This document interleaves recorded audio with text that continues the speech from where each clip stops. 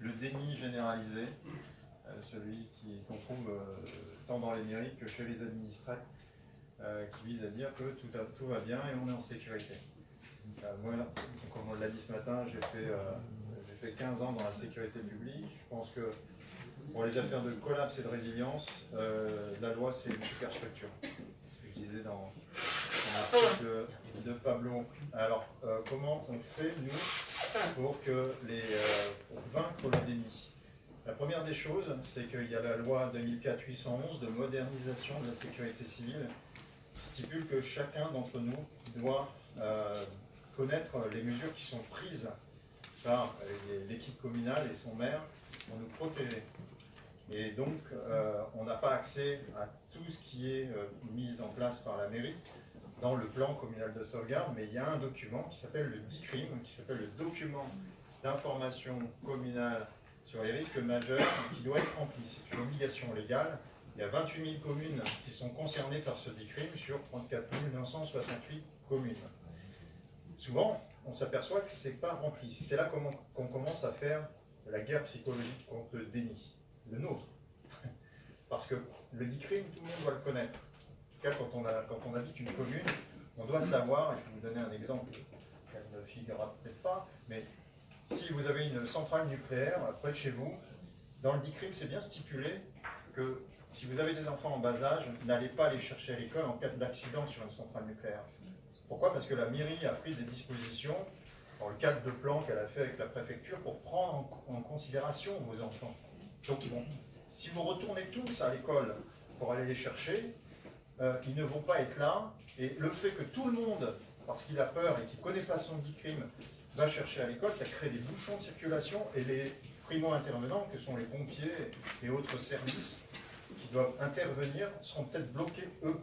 Donc l'important, c'est que tous nous connaissions la loi qui nous protège et au regard de la loi 2004-811 de modernisation de la sécurité civile, qu'on soit force de proposition. Force de proposition pour faire évoluer les plans communaux de sauvegarde. Alors, c'est quand on consulte son DICRIM en mairie, souvent on crée une réaction, parce que tous les maires qui n'ont pas rempli leur DICRIM, ils se retrouvent mis à défaut. Mais la stratégie n'est pas malveillante, au contraire, elle est bienveillante. Ce qu'on fait, c'est qu'on se dit, maintenant, nous, administrés, on accepte que la mairie ne peut pas tout gérer au niveau de notre sécurité, et que nous allons contribuer à notre sécurité. Donc, l'idée, c'est ça, c'est de faire en sorte que les administrés donnent un signal fort, ils s'intéressent à leur DICRIM pour que le maire, déjà, le remplisse, parce que c'est une obligation légale, et au regard de ça, qu'il y ait une discussion qui se fasse. À partir du moment où les gens commencent à connaître leur DICRIM, ils sont force de proposition, dire, écoutez, nous, on voit bien qu'il y a quand même des choses qui ne vont pas, et la stratégie qu'on a adoptée avec SOS Maire, c'est de transmettre une lettre, faire transmettre une lettre aux administrés, qui est celle qu'a écrit Stéphane Linou. Stéphane Linou, qui est quelqu'un qui, depuis 20 ans, milite pour qu'on construise la résilience alimentaire locale dans les territoires, qui nous fait défaut aujourd'hui.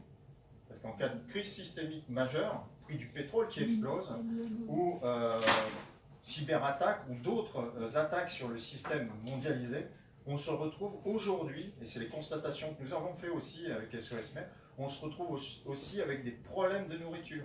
On a un problème de vulnérabilité au niveau de l'alimentation. Et cette problématique entraîne bien d'autres problématiques de sécurité publique.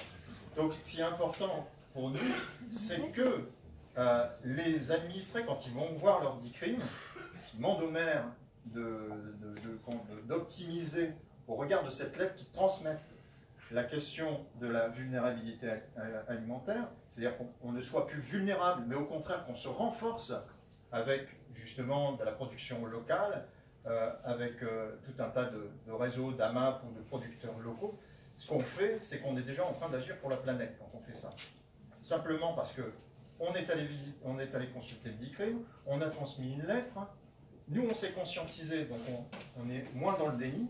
Le maire, lui aussi, il se rappelle qu'il a des obligations légales, et vient la discussion de comment on met ça en place, comment on va faire en sorte que la résilience alimentaire locale va pouvoir se faire. Parce que c'est bien beau d'exiger de son maire, de dire, ouais, mais Écoutez, maintenant c'est de votre responsabilité que d'organiser ça, de faire qu'il y ait de plus en plus de producteurs locaux.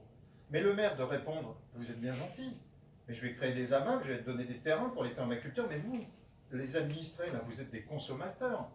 Vous êtes des consommateurs, tant de la démocratie, parce que vous venez me voir en me disant que vous avez des responsabilités, mais vous êtes aussi des consommateurs du supermarché et de la supérette du coin. Ces fameuses supérettes du coin et ces fameux supermarchés que moi, monsieur le maire, bah, je prétends réquisitionner en cas de crise. Quand vous regardez vos plans communaux de sauvegarde, vous vous apercevez que c'est toujours la même chose. Quand il y a un sinistre, les sinistrés, pour les nourrir, le maire, il réquisitionne quoi? Des supérettes et des supermarchés. Pourquoi? Parce qu'il n'y a pas assez de résilience alimentaire locale. Mais pour créer cette résilience alimentaire locale, il faut quand même que le pouvoir d'achat des consommateurs aille vers ce qui est local. Si les gens continuent à aller dans les supermarchés et les circuits longs qui dépendent du pétrole, on ne peut pas créer de résilience alimentaire locale. Donc c'est un vrai échange. Et en fin de compte, c'est une stratégie contre le déni, ce qu'on fait. Parce que en utilisant la loi et en allant voir son dit crime, on déclenche un processus de réflexion en local qui permet au final qu'on crée de la résilience alimentaire sur place, qui est bon, enfin, ce qui est bon pour la planète. Naturellement, puisque les circuits courts, on utilise beaucoup moins de pétrole.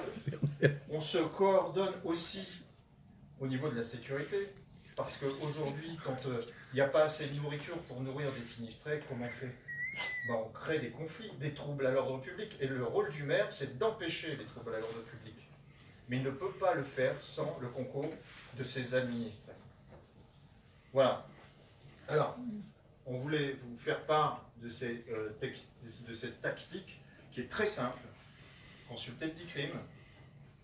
Qui est DICRIM ou pas DICRIM, de toute façon, le maire a obligation de protéger ses administrés et de les informer. C'est clair, net et précis. Pour tous ceux qui se posent la question, oui, mais moi, j'ai pas de DICRIM dans ma commune, non, c'est pas possible. Si, tout maire a obligation de protéger ses administrés. Mais les administrés, eux aussi, ont obligation de connaître, pour les raisons que vous avez évoquées avec l'exemple de la centrale nucléaire, les mesures prises. Et c'est comme ça qu'on va réussir à avoir une espèce de politique de conscientisation de la population. La conscientisation, c'est l'inverse du déni. La conscientisation va permettre de construire et de renforcer depuis l'intérieur de notre pays notre structure. Comment? Parce que c'est bien gentil si on est des bons élèves de l'écologie, c'est une très bonne chose, mais il ne faut pas oublier qu'on est une puissance dans le concert des nations, avec des combats géopolitiques, avec des combats géoéconomiques. Et si on veut rester fort dans le concert des nations, il faut que depuis l'intérieur, notre société civile soit conscientisée pour qu'on fasse système, et qu'on soit un système français inspirant pour d'autres pays. Parce qu'il n'y a pas qu'en France que ça se passe comme ça, qu'on dépende autant des circuits alimentaires longs. Voilà, donc j'ai quasiment terminé. Et surtout, je voulais vous présenter cette technique que présente Marjolaine, qui est du sketch note, et que vous devriez, enfin c'est mon conseil, adopter, parce que sur des notions compliquées, le fait d'imager comme ça les choses, ça permet, on en a fait l'expérience récemment avec Arthur Keller, que les gens repartent avec des notions. Les boucles de rétroaction, c'est compliqué, parce que tout ce qui est enchaîné de plusieurs maillons, ce n'est pas tous les esprits qui arrivent à assimiler ça. Et pour qu'on fasse système, il faut que tous les esprits comprennent. Il y a beaucoup de gens qui fonctionnent avec des visions segmentées. Et ils ont du mal à accepter qu'il y ait plein de maillons qui fassent des boucles de rétroaction. Ça permet de repartir avec plein de notions imprimées, tant sur le papier que parfois dans le cerveau. Et les gens peuvent après eux-mêmes être les prophètes, enfin pas les prophètes, mais en tout cas les témoins de ce qu'il faut faire. Voilà.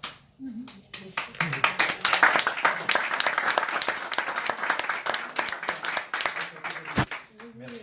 Une question. Il y avait sacrée compétence.